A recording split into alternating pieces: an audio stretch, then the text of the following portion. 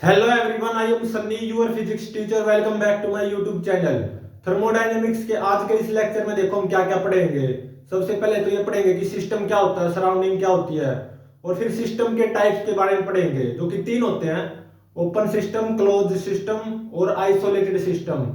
और फिर उसके बाद हम थर्मल इक्विलिब्रियम को पढ़ेंगे और फिर जीरोथ लॉ ऑफ थर्मोडायनेमिक्स को पढ़ेंगे। तो सबसे पहले देखो सिस्टम क्या होता है। थर्मोडायनेमिक्स में हम सिस्टम किसको बोलेंगे? तो देखो, मान लो मेरे पास ये एक कंटेनर है, ठीक है, और इसमें एक आइडियल गैस भरी हुई है। इस कंटेनर में आइडियल गैस भरी हुई है और ये मासलेस पिस्टन है। ये क्या है? मासलेस पिस्टन, ठीक है। तो एक ऐसा कंटेनर जिसमें आइडियल गैस भरी हुई हो और ऊपर मासलेस पिस्टन रखी हो, तो इसी को हम सिस्टम बोलेंगे। ये क्या है? सिस्टम। देखो सिस्टम में क्या चीज शामिल है? एक कंटेनर जिसमें आइडियल गैस भरी हुई है और ऊपर एक मासलेस पिस्टन है, ठीक है। ये सिस्टम हो गया। अब सराउंडिंग वो क्या होगी? सराउंडिंग क्या होती है? जो रिमेनिंग स्पेस बच गया ना, ये जो रिमेनिंग स्पेस बच गया इस सिस्टम के अलावा, ये क्या है? सराउंडिंग, ठीक है। Remaining space is surrounding. और सिस्टम में क्या चीजें शामिल है? कंटेनर जिसमें आइडियल गैस भरी होगी और ऊपर मासलेस पिस्टन होगी, ठीक है। तो देखो type of system, types of system, तीन टाइप हैं, three types. First one is open system and second one is closed system and third one is isolated system। जो तीन तरह के सिस्टम हैं इनकी डेफिनेशन क्या होगी? तो देखो ओपन सिस्टम क्या होता है? मान लो मेरे पास ये एक कंटेनर है, ठीक है, जिसमें ये गैस भरी हुई है, आइडियल गैस। कोई भी मैटर हो सकता है, ठीक है। ये क्या है? कंटेनर जिसमें कोई भी मैटर है, जैसे आइडियल गैस हो सकती है। और ये क्या है? सराउंडिंग, ठीक है। तो देखो अगर सिस्टम से मैटर मतलब ideal gas as well as अगर हीट दोनों एक्सचेंज हो to surrounding, matter as well as heat exchange between system and surrounding, तो वो कैसा सिस्टम होगा? Open system. जैसे दिखाई भी दे रहा, ओपन है, ऊपर कोई पिस्टन नहीं है ना, तो यहां पे मैटर और हीट दोनों का एक्सचेंज होगा बिटवीन सिस्टम एंड सराउंडिंग, तो इसको बोलते हैं ओपन सिस्टम। अब क्लोज सिस्टम क्या है? मेरे पास ये कंटेनर जिसमें कोई भी मैटर है, जैसे आइडियल गैस है। अब क्लोज सिस्टम है ना, ये क्या? ऊपर पिस्टन, क्लोज्ड सिस्टम है ना, ऊपर ये पिस्टन आ गई, ठीक है। ये कंटेनर जिसमें आइडियल गैस भरी हुई है, कोई भी मैटर हो सकता है, जैसे आइडियल गैस हो सकती है, ठीक है। और देखो यहां पे ये जो वॉल्स है ना, ये डायथर्मिक वॉल्स हैं। इस कंटेनर की डायथर्मिक वॉल्स हैं, मतलब कंडक्टिंग, हीट कंडक्टिंग, ठीक है। नाम से पता चला क्लोज सिस्टम, क्लोज होना चाहिए मतलब ऊपर पिस्टन होनी चाहिए, ठीक है। कंटेनर के अंदर ये आइडियल गैस। और देखो ये जो कंटेनर की वॉल्स है ना, ये डायथर्मिक वॉल्स हैं, कंडक्टिंग, हीट कंडक्टिंग। तो ये तो सिस्टम हो गया। और ये क्या होगी, रिमेनिंग स्पेस, ये सराउंडिंग होगी। तो क्लोज्ड सिस्टम की डेफिनेशन क्या है, there will be only exchange of heat between system and surrounding. और वो भी किसके कारण होगा, हीट का एक्सचेंज, क्योंकि इस कंटेनर की वॉल्स क्या है, conducting, heat conducting. There will be only exchange of heat between system and surrounding. Matter मतलब आइडियल गैस, उसका तो एक्सचेंज हो नहीं सकता क्योंकि ऊपर पिस्टन है ना। हाँ ये कंटेनर की वॉल से कंडक्टिंग है, ठीक है, हीट कंडक्टिंग मतलब डायथर्मिक वॉल्स हैं, जिससे हीट का एक्सचेंज होगा बिटवीन सिस्टम एंड सराउंडिंग, ठीक है। ऐसे सिस्टम को बोलते हैं क्लोज सिस्टम। आइसोलेटेड सिस्टम क्या होगा, बिटवीन सिस्टम एंड सराउंडिंग ना तो हीट एक्सचेंज हो और ना ही मैटर, ठीक है।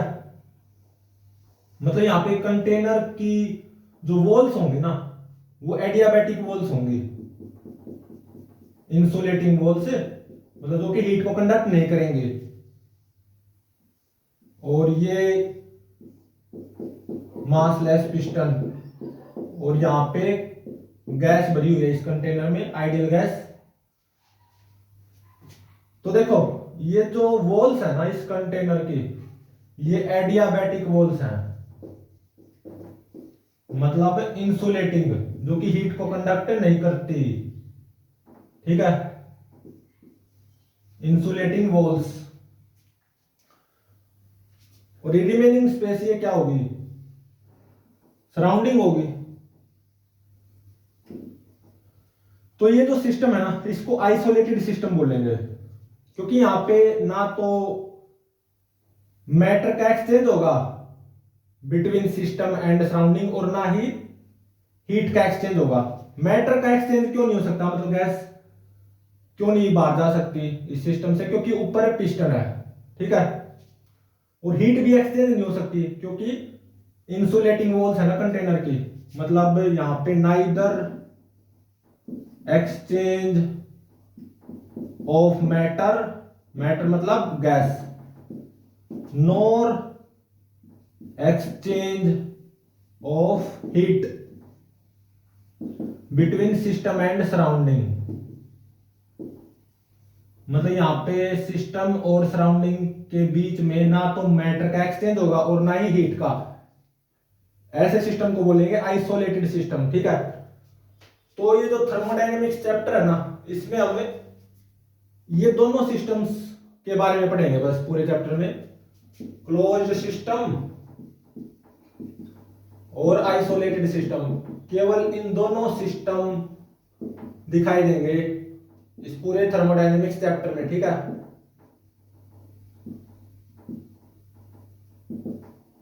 ओपन सिस्टम आपको दिखाई नहीं देगा इस थर्मोडायनेमिक्स चैप्टर में।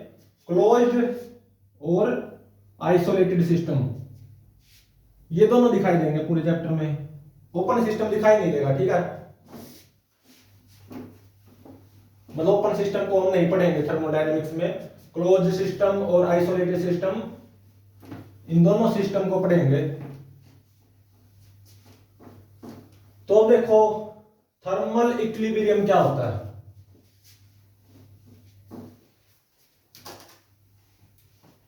Thermal equilibrium.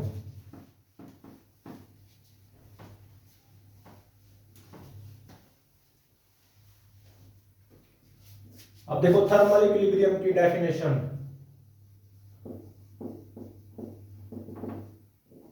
a thermodynamical system,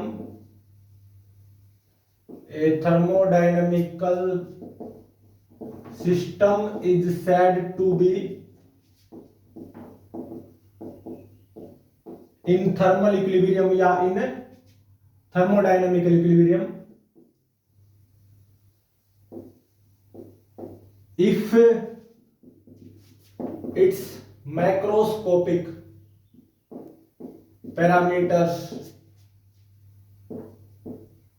like pressure, volume, temperature, number of moles of gas does not change with time,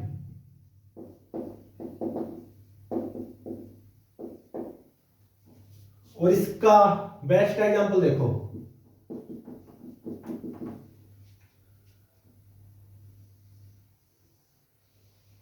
isolated system इसका बेस्ट एग्जांपल है। कंटेनर की वॉल्स क्या होंगी, इंसुलेटेड, मतलब एडियाबैटिक वॉल्स, और ये एक मासलेस पिस्टन है,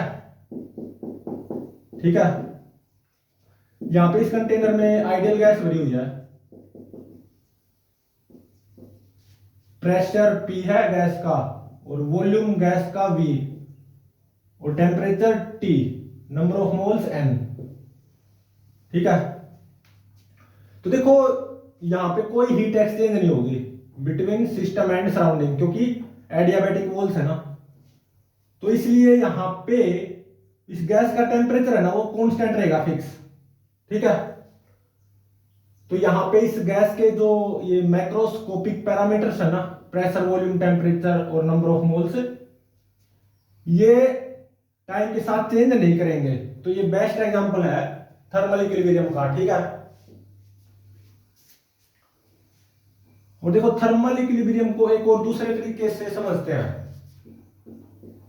ठीक है। तो अब जो हम एक दूसरे तरीके से थर्मल इक्विलिब्रियम को समझेंगे, उसमें एक चीज का यूज होगा, first law of thermodynamics. Next to next lecture में पढ़ेंगे हम इसको, समझेंगे अच्छे से, फर्स्ट लॉ ऑफ थर्मोडायनेमिक्स। अब ये देख लो, ये फर्स्ट लॉ ऑफ थर्मोडायनेमिक्स क्या कहता है थोड़ी देर के लिए, delta Q is equal to delta U plus W, ठीक है। डेल्टा क्यू ये क्या है, heat exchange between system and surrounding, delta U change in internal energy of system, और W क्या, वर्क डन बाय गैस। आगे लेक्चर्स में इसको और अच्छे से समझेंगे, लेकिन आज के इस टॉपिक में इसका थोड़ा सा यूज होगा, इसलिए इसको थोड़ा सा समझ लो बस, ठीक है।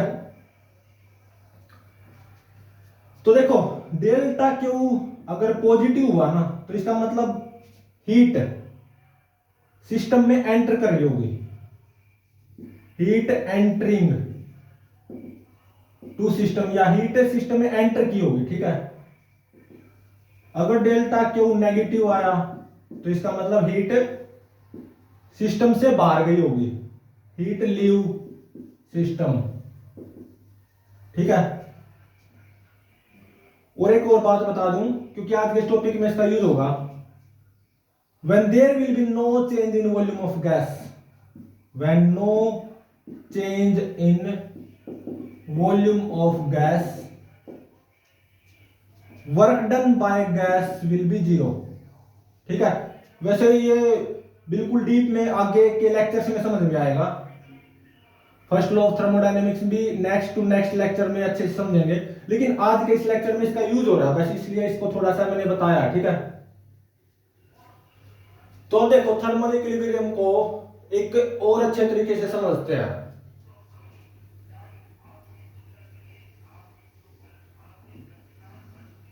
तो देखो मान लो एक ये कंटेनर है, ठीक है, इंसुलेटिंग वॉल्स हैं, एडियाबैटिक वॉल्स, इसमें आइडियल गैस भरी हुई है। मान लो ये ए कंटेनर है, ठीक है, और देखो मान लो इसमें आइडियल गैस का प्रेशर है PA, वॉल्यूम है VA, ठीक है, और टेम्परेचर है गैस का TA, और number of moles of gas है Na, और degree of freedom of this gas is FA, ठीक है। एक दूसरा कंटेनर है, इसकी वॉल्स भी इंसुलेटिंग है, नॉन कंडक्टिंग वॉल्स मतलब एडियाबैटिक वॉल्स। इसमें भी एक आइडियल गैस भरी हुई है। इस आइडियल गैस का प्रेशर है पीबी, गैस का वॉल्यूम मान लो वीबी, टेम्परेचर टीबी, और number of moles of this gas is N B, और degree of freedom of this gas is F B. ठीक है, मान लो ये बी कंटेनर है। तो देखो ये अभी तो इंडिविजुअली थर्मल इक्विलिब्रियम पे रहेंगे क्योंकि वॉल्स क्या है, इंसुलेटिंग। ठीक है, ये जो वॉल है ना इन दोनों के बीच में, अगर मैं इसको हटा दूं तो क्या होगा? तो देखो मान लो अभी मैंने ये वॉल नहीं हटाई है, मान लो टी ए टी बी से ज्यादा है, इस गैस का टेम्परेचर इस गैस के टेम्परेचर से ज्यादा है। अब मैं इस वॉल को हटा दूंगा। ठीक है, वॉल बिटवीन कंटेनर्स रिमूव्ड, हटा दूंगा, या ऐसा मान लो इसको मैं डायथर्मिक वॉल बना दूंगा। ये बेस्ट रहेगा, इसको डायथर्मिक वॉल बना दो, मतलब एक तरह से कंडक्टिंग। हटाने को छोड़ो, हटानी नहीं है ये। अब ये जो इंसुलेटिंग वॉल है ना एडियाबैटिक, इसको कंडक्टिंग वॉल बना दो, हीट कंडक्टिंग मतलब डायथर्मिक वॉल बना दो। हटाना अच्छा नहीं रहेगा, तो मैं यहां पे इस वॉल को हटाने नहीं चाहता, लेकिन इस एडियाबैटिक वॉल को मैं कंडक्टिंग वॉल बना रहा हूं, डायथर्मिक। ठीक है,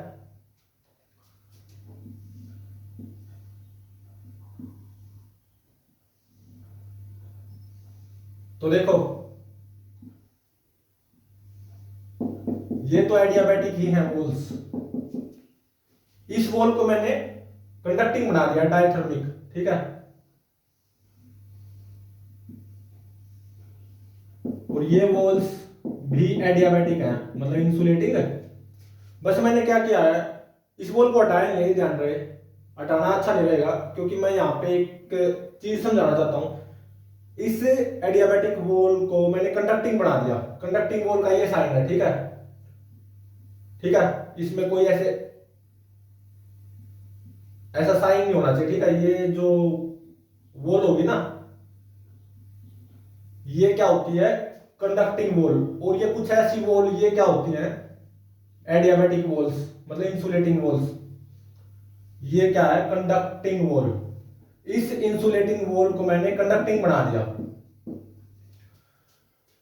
तो देखो जब तक ये वॉल इंसुलेटिंग थी, ये और ये दोनों गैस इंडिविजुअली थर्मल इक्विलिब्रियम पे थे।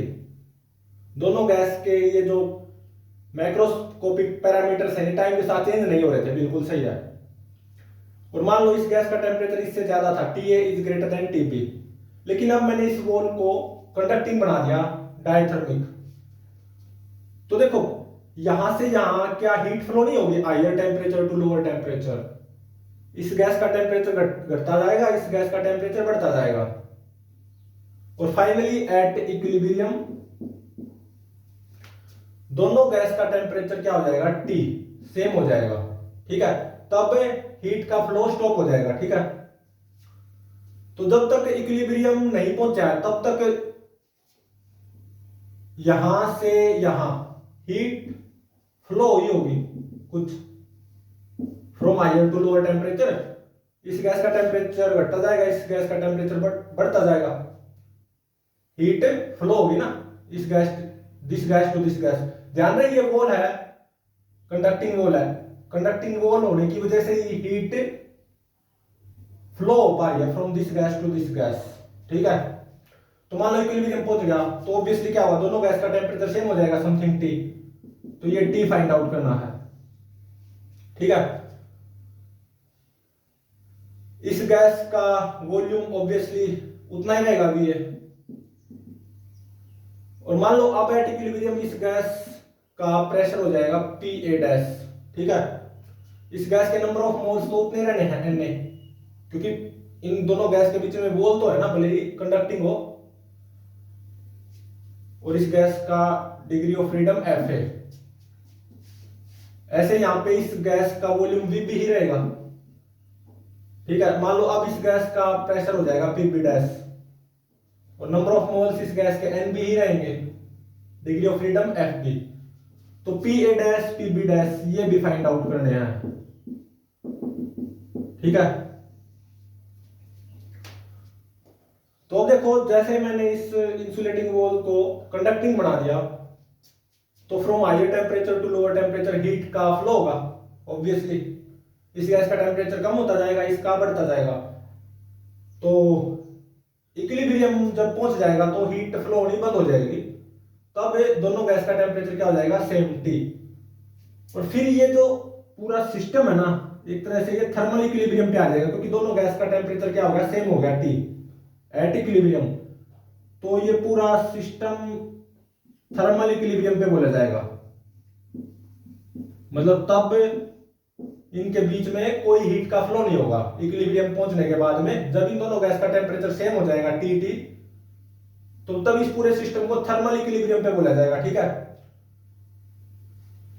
तो टी फाइंड आउट करो, इस गैस का pressure P A dash at equilibrium वो फाइंड आउट करो, इस गैस का pressure P B dash at equilibrium वो फाइंड आउट करो। तो देखो यहां पे मैं इसका यूज करूंगा delta Q is equal to delta U plus W, दोनों गैस के लिए individually, first law of thermodynamics इसका यूज करूंगा। ठीक है, तो देखो यहां पे मैंने इस इंसुलेटिंग वॉल को कंडक्टिंग बनाया है, तो अगर इंडिविजुअली देखा जाए क्या दोनों गैस का वॉल्यूम में कोई चेंज आ रहा नहीं आ रहा, तो इसका मतलब work done by both gases will be zero, W क्या हो जाएगा, zero. When there is no change in volume of gas, work done by gas zero हो जाएगा। ये आपको बाद में पता चलेगा, ठीक है, नेक्स्ट लेक्चर में। तो delta Q is equal to delta U, इसको आप अप्लाई कर सकते हो। जब गैस के वॉल्यूम में कोई चेंज नहीं आ रहा ना, तो वर्क डन बाय गैस क्या होता है, जीरो। ये आपको नेक्स्ट लेक्चर में पता चलेगा। तो delta Q will be equal to delta U. ठीक है, तो दोनों गैस के लिए बारी बारी delta Q is equal to delta U ये अप्लाई कर दो। ठीक है, तो देखो मैं इस ए गैस के लिए अप्लाई कर रहा हूं delta Q is equal to delta U. ठीक है, डेल्टा क्यू ए किसके बराबर आएगा, delta U change in internal energy of gas. और इंटरनल एनर्जी ऑफ गैस इसका फॉर्मूला क्या होता है, बाय 2nRT, प्रीवियस लेक्चर में पढ़ा था। तो change in internal energy of gas क्या हो जाएगा, final internal energy minus initial internal energy. तो एफ ए बाय 2NAR ये कॉमन आ गया, तो final temperature T minus initial temperature TA ये आ गया। तो देखो ये पक्का नेगेटिव आएगा। ये मेरे को कैसा पता चला, क्योंकि जब तक ये मेरे पास इनिशियली इंसुलेटिंग वॉल थी तो TA TB से ज्यादा था। अब इस इंसुलेटिंग वॉल को मैं कंडक्टिंग वॉल बना दूंगा, तो from higher temperature to lower temperature heat का फ्लो होगा, बिल्कुल होगा। तो इस गैस का टेम्परेचर कम होता जाएगा ना, एट इक्विलिब्रियम जब हीट का फ्लो बंद हो जाएगा तो दोनों गैस का टेम्परेचर सेम आ जाएगा TT, उसी को बोलते हैं थर्मल इक्विलिब्रियम। तो ऑब्वियसली TA T से ज्यादा होगा, इस गैस का टेम्परेचर घटा होगा, तो T माइनस TA नेगेटिव आएगा। सही बात है। तो जब डेल्टा क्यू नेगेटिव आए तो इसका मतलब हीट सिस्टम से लीव कर रही है, इसका मतलब इस सिस्टम से हीट एनर्जी लीव कर रही होगी, और ऐसा होगा भी from higher temperature to lower temperature. तो इस गैस से इस गैस में कितनी हीट एनर्जी का फ्लो होगा इक्विलिब्रियम तक, तो इसका मैग्नीट्यूड ले लो ना, मोड ले लो। ये नेगेटिव तो क्या बता रहा है कि इस गैस से हीट एनर्जी निकल रही है। तो जैसे मैंने इस वॉल को कंडक्टिंग बनाया, from higher temperature to lower temperature, मतलब from this gas to this gas heat energy का फ्लो होता जाएगा। इस गैस का टेम्परेचर कम होता जाएगा, इसका बढ़ता जाएगा, तो फाइनली दोनों गैस का टेम्परेचर सेम हो जाएगा। टी वो टी फाइंड आउट करना है। तो इक्विलिब्रियम तक, मतलब थर्मल इक्विलिब्रियम तक, from this gas to this gas कितनी हीट एनर्जी का फ्लो होगा? मैग्नीट्यूड ऑफ डेल्टा क्या हुए, सही बात है। तो F A by 2 N A R T A minus T, ठीक है। और अब देखो, यही first law of thermodynamics delta Q is equal to delta U इस बी गैस के लिए अप्लाई करो, फॉर बी गैस। तो देखो डेल्टा क्यू बी ये किसके बराबर आएगा? Change in internal energy of gas B. तो F B by 2 N B R final temperature T minus initial temperature T B, ठीक है। तो देखो ये जो टी है ऑब्वियसली टीबी से ज्यादा होगा, तो ये डेल्टा क्यू भी पॉजिटिव आएगा, क्योंकि higher temperature to lower temperature heat का फ्लो होगा ना, तो इस गैस का टेम्परेचर बढ़ता जाएगा, और जब हीट का फ्लो बंद हो जाएगा तो दोनों गैस का टेम्परेचर सेम आ जाएगा, टी टी, उसी को बोलते हैं थर्मल इक्विलिब्रियम। तो ऑब्वियसली टी टीबी से ज्यादा होगा, तो ये पॉजिटिव। तो डेल्टा क्यू पॉजिटिव ये हमें क्या बताता है? हीट एंट्रिंग टू सिस्टम, या हीट एंटर्ड की होगी सिस्टम में, तो इसका मतलब इस गैस में हीट एंटर की होगी फ्रॉम दिस गैस, और कितनी हीट एंटर की होगी? इतनी। तो इस गैस से इस गैस में कितनी हीट लीव हुई? इतनी।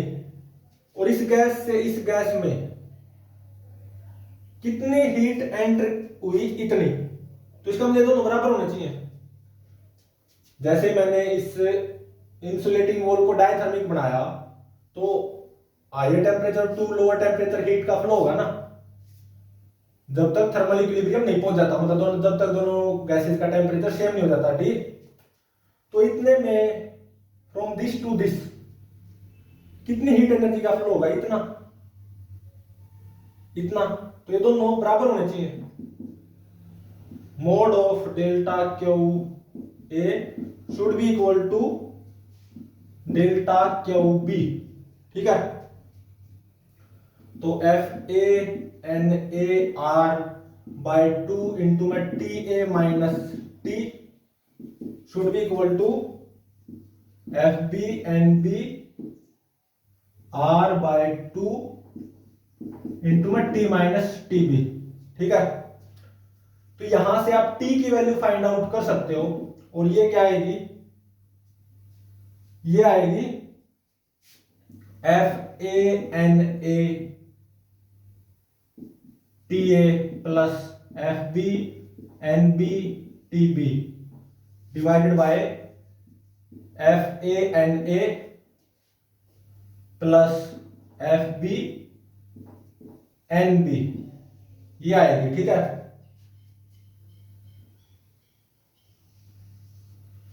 तो देखो थर्मल इक्विलिब्रियम के थर्मल इक्विलिब्रियम पे इस गैस का प्रेशर क्या होगा? पी ए डैश, वो भी फाइंड आउट करना है, और इस गैस का प्रेशर पी बी डैश, ये भी फाइंड आउट करना है। तो आइडियल गैस है, आइडियल गैस इक्वेशन अप्लाई कर दो, P A dash into my volume V A is equal to N A R T. T की ये वैल्यू यहां पे पुट कर दो, तो पी ए डैश की वैल्यू ये क्या आएगी?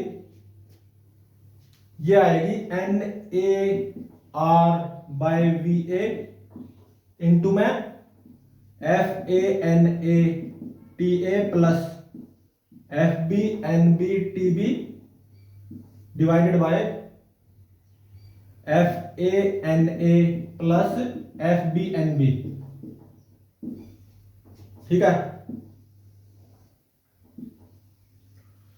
तो ये जान रहे हैं यहाँ पे FANATA प्लस FBNBTB उसके डिवाइड में, ये पूरे के डिवाइड में FANA प्लस FBNB। तो ये तो FANA प्लस FBNB ये जान रहे केवल FBNBTB के डिवाइड में नहीं है, किसके डिवाइड में है? FANATA प्लस FBNBTB उस पूरे के डिवाइड में, ठीक है। तो सिमिलरली PB डैश की वैल्यू वो भी निकाल सकते हो। इस गैस के लिए आइडियल इक्वेशन का यूज करना होगा, PB डैश इंटू में VB is equal to NBRT। यहां से T की वैल्यू यहां पे पुट करनी है, तो PB डैश की वैल्यू आ जाएगी similarly NBR by VB into में यही वाला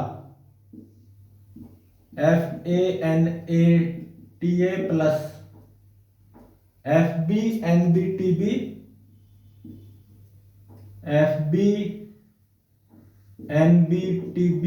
divided by FANA plus FBNB, ठीक है।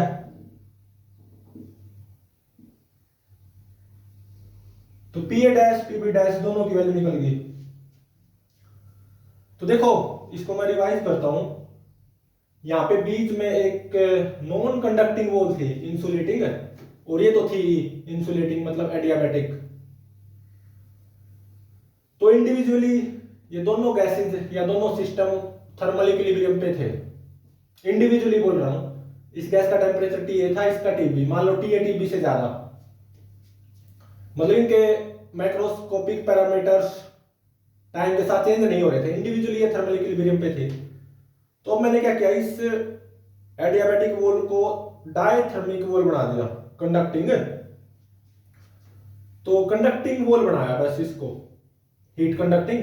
तो higher temperature to lower temperature heat का फ्लो होगा ऑब्वियसली, और जब तक होगा जब तक इन दोनों गैस का टेम्परेचर सेम नहीं हो जाता TT, ठीक है। मतलब जैसे मैं इस वॉल को कंडक्टिंग बनाऊंगा, इस गैस का टेम्परेचर कम होता जाएगा, इसका बढ़ता जाएगा, हीट का फ्लो होता जाएगा from higher to lower temperature. तो जब इन दोनों गैस का टेम्परेचर सेम हो जाएगा तब हीट का फ्लो बंद हो जाएगा, और इतने में कितनी हीट फ्लो ही होगी, इतनी या इतनी, दोनों सेम आएंगे, mode of delta QA and delta QB, ठीक है। तो इन दोनों को इक्वल पुट कर दिया, तो यहां से T की वैल्यू निकलाई, थर्मल इक्विलिब्रियम पे दोनों गैस का टेम्परेचर, कॉमन टेम्परेचर, और थर्मल इक्विलिब्रियम पे इस गैस का और इस गैस का pressure, PA dash PB dash, वो ये निकल आया यूजिंग आइडियल गैस इक्वेशन, क्योंकि आइडियल गैसेज है ना दोनों। तो ये था थर्मल इक्विलिब्रियम, ठीक है।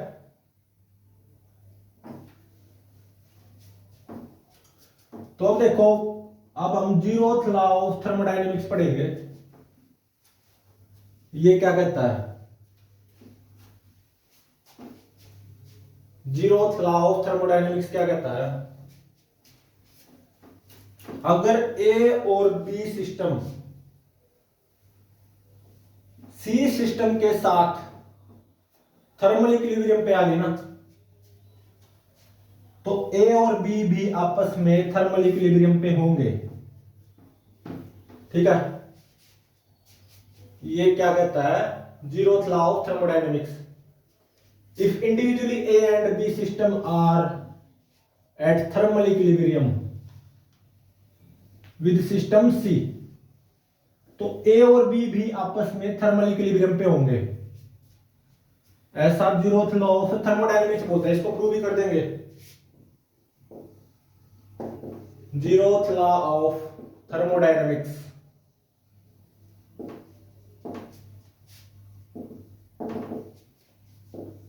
ठीक है, तो ये क्या कहता है? If A and B system are individually at thermal equilibrium with system C, मतलब A सिस्टम C के साथ थर्मल इक्विलिब्रियम पे हो और B सिस्टम B C के साथ थर्मल इक्विलिब्रियम पे हो, तो देन तब क्या होगा? A और B भी आपस में थर्मल इक्विलिब्रियम पे होंगे। A comma B will also be at thermal equilibrium। ठीक है,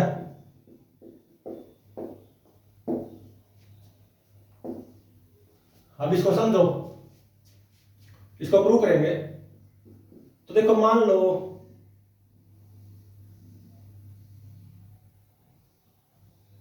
एक ये सिस्टम है, ठीक है, ये इंसुलेटिंग वॉल्स हैं, मतलब एडियाबैटिक वॉल्स, और एक सिस्टम ये है, इसको बड़ा बनाएंगे, इसको थोड़ा सा,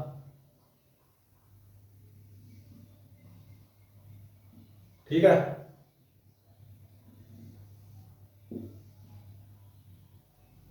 और एक सिस्टम ये है,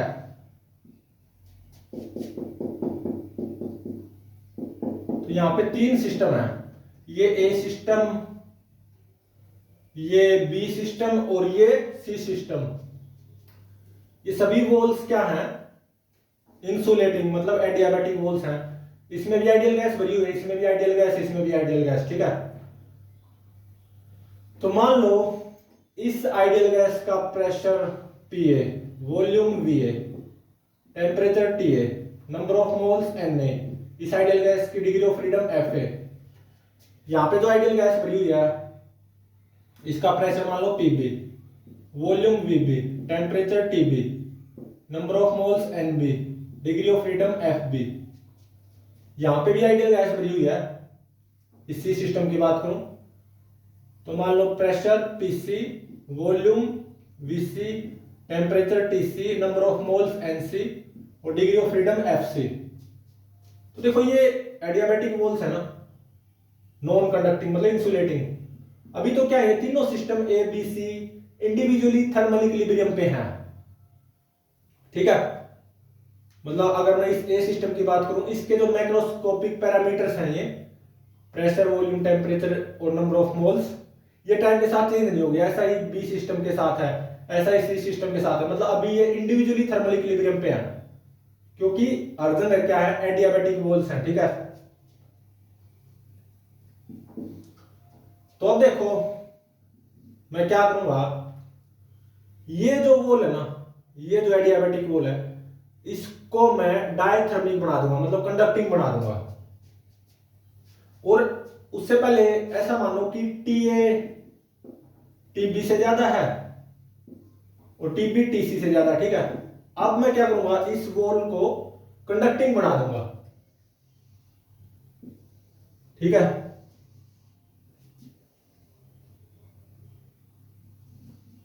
इस वॉल को मैं इंसुलेटिंग ही रखूंगा,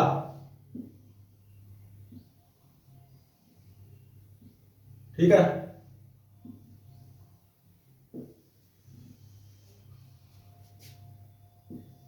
तो ये बहुत इंटरेस्टिंग है, जीरोथ लॉ ऑफ थर्मोडायनेमिक्स। देखो ये जो वॉल्स है ना,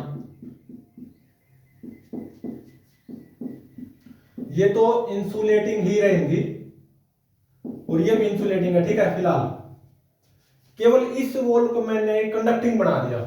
ये किसकी पहचान होती है, कंडक्टिंग वॉल्स की, ठीक है। तो देखो इस वॉल को कंडक्टिंग बनाया है ना, इस पूरी वॉल को कंडक्टिंग बनाया है। ये वॉल तो अभी भी एडियाबैटिक है, नॉन कंडक्टिंग है, इंसुलेटिंग है। तो देखो टीए और टीबी दोनों टीसी से ज्यादा है, TA is greater than TB, TB is greater than TC.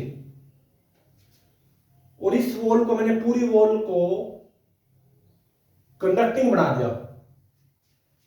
तो यहां से यहां हीट फ्लो होगी और यहां से यहां भी हीट फ्लो होगी, यहां से यहां भी हीट फ्लो होगी, और बी से सी भी हीट फ्लो होगी। मतलब ए से सी हीट फ्लो होगी और बी से सी। ए और बी के बीच में हीट फ्लो नहीं हो सकती, क्योंकि यहां पे बीच में ए और बी के बीच में अभी भी नॉन कंडक्टिंग वॉल है, ठीक है।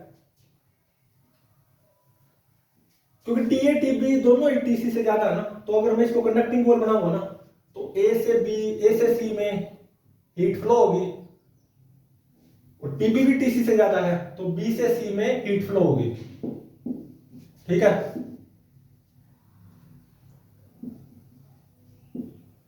और मान लो जब ये हीट फ्लो होनी बंद हो जाएगी ना, ये दोनों हीट फ्लो होनी बंद हो जाएगी, मतलब एट थर्मल इक्विलिब्रियम, तो ए का और सी का दोनों का टेम्परेचर सेम हो जाएगा, बी और सी का भी टेम्परेचर सेम हो जाएगा। तो मान लो थर्मल इक्विलिब्रियम पे जब मतलब जब ये हीट फ्लो होनी बंद हो जाएगी A to C and B to C, तो इस ए सिस्टम का प्रेशर होगा मान लो पी ए डैश, वॉल्यूम तो वी ही रहेगा, और टेम्परेचर हो जाएगा T, number of moles N A, degree of freedom F ए।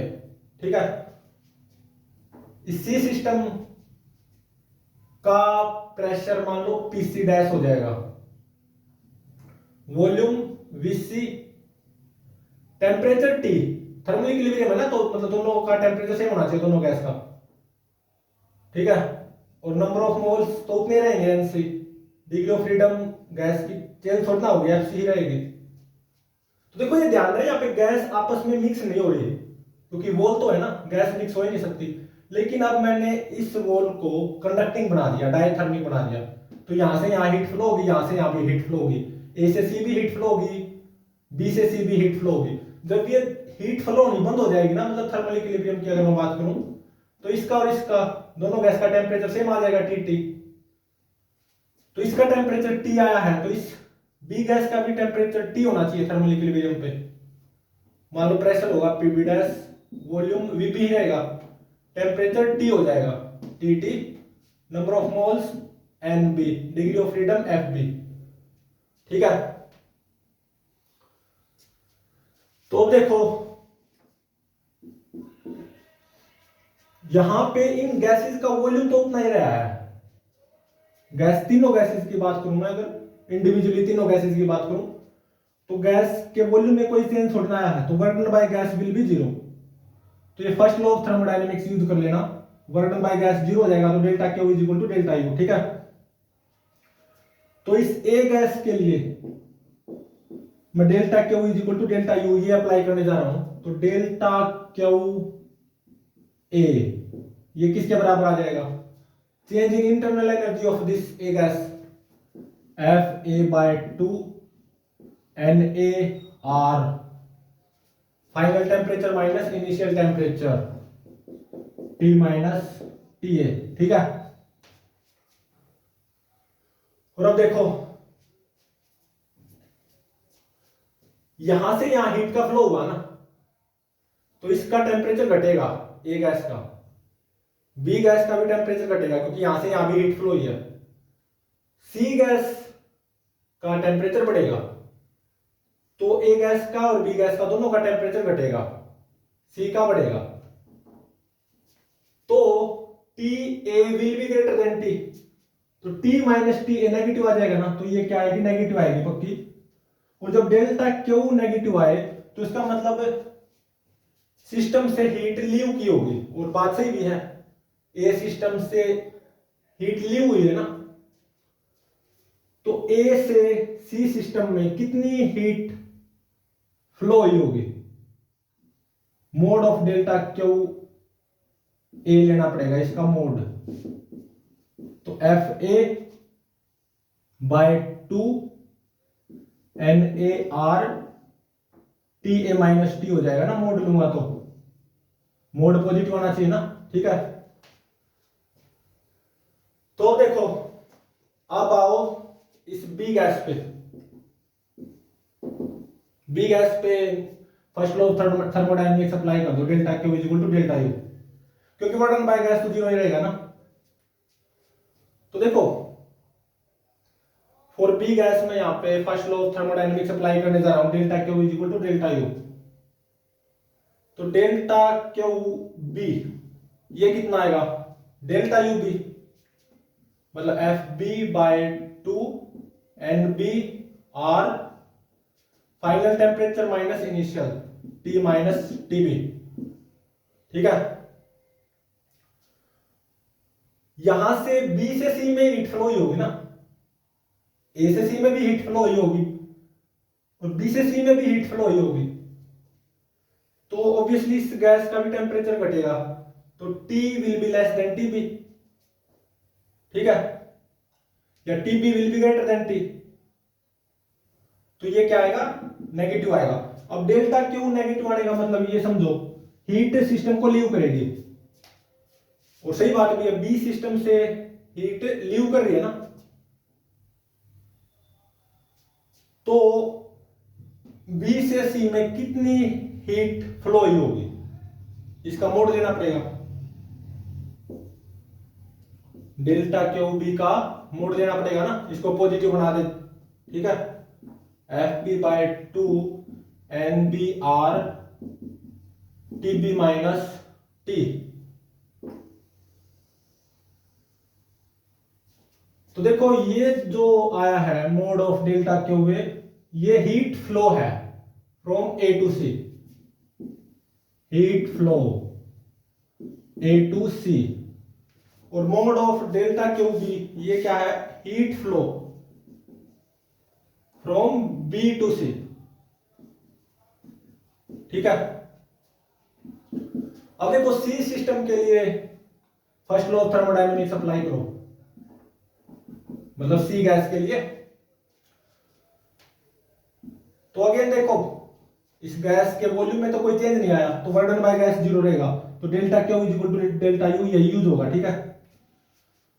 तो डेल्टा क्यू सी ये किसके बराबर होगा, delta U C F C by में 2 N C R final temperature minus initial T minus T C. तो देखो ए से सी में हीट फ्लो हुई है इतनी, बी से सी में हीट फ्लो हुई है इतनी, तो सी में तो हीट एंटर की है ना दोनों जगह से, तो सी गैस का तो टेम्परेचर बढ़ेगा, तो टी तो टीसी से ज्यादा ही होगा, तो इसका मतलब ये पॉजिटिव आएगा। तो सी गैस को कितनी हीट मिलेगी, दोनों जगह से मिला के, this heat plus this heat, तो सी गैस को इतनी हीट मिली होगी। और अब क्या अप्लाई कर दो, डेल्टा क्यू सी किसके बराबर होना चाहिए, mode of delta Q A plus mode of delta Q B, क्योंकि सी गैस को इतनी हीट मिली होगी, एक तो यहां से एक यहां से, तो this heat plus this heat मतलब this plus this, delta Q C के बराबर होना चाहिए, तो mod of delta Q A plus mode of delta Q B should be equal to delta Q C. तो इसको किसके बराबर पुट करना है, दिस प्लस दिस, तो यहां से टी की वैल्यू आ जाएगी, और ये क्या आएगी, टी की value F A N A T A plus F B N B T B plus F C N C T C divided by F A N A plus F B N B plus F C N C, ये आ जाएगी T की value, ठीक है। तो at thermal equilibrium इस gas का pressure क्या होगा, पी ए डैश, वो भी अगर आप चाहो तो निकाल सकते हो, आइडियल गैस इक्वेशन का यूज करना होगा। पी ए डैश किसके बराबर आ जाएगा, n A R T by V A, सही बात है। बी गैस का pressure at thermal equilibrium P B dash, वो कितना हो जाएगा, n B R T by V B. C gas का pressure at thermal equilibrium P C dash, ये क्या हो जाएगा, again using ideal gas equation, n C R T bye में वी सी, ठीक है। तो इस टेम्परेचर की वैल्यू यहां पे पुट करनी होगी, तो पी ए dash P B dash P C dash इनकी वैल्यूज आपको पता चल जाएंगे, ठीक है। तो देखो मैंने केवल इस वॉल को कंडक्टिंग बनाया था, ठीक है। तो ए सी के साथ थर्मल इक्विलिब्रियम पे आ गया, और ऑब्वियसली बी भी सी के साथ थर्मल इक्विलिब्रियम पे आ गया, तो इसका भी टेम्परेचर T, इसका भी टेम्परेचर T, इसका भी टेम्परेचर T। अगर मैं अब इस इंसुलेटिंग वॉल को कंडक्टिंग बना दूं, मतलब डायथर्मिक बना दूं, तो क्या अब इन दोनों के बीच में, मतलब ए और बी के बीच में क्या कोई हीट का फ्लो होगा? नहीं होगा, क्योंकि इसका भी टेम्परेचर T, इसका भी टेम्परेचर T, टेम्परेचर में कोई डिफरेंस तो है नहीं, दोनों का टेम्परेचर T। तो इसका मतलब इन दोनों के बीच में कोई हीट फ्लो नहीं होगी। ठीक है, तो इसका मतलब ए और बी ये भी आपस में थर्मल इक्विलिब्रियम पे होंगे। ठीक है, तो जीरोथ लॉ ऑफ थर्मोडायनेमिक्स ये क्या कहता है, अगर ए सी के साथ थर्मल इक्विलिब्रियम पे है और बी सी के साथ थर्मल इक्विलिब्रियम पे है, तो आपस में ए और बी ये भी आपस में थर्मल इक्विलिब्रियम पे होंगे। ठीक है, तो प्लीज चैनल को लाइक, शेयर और सब्सक्राइब जरूर करें।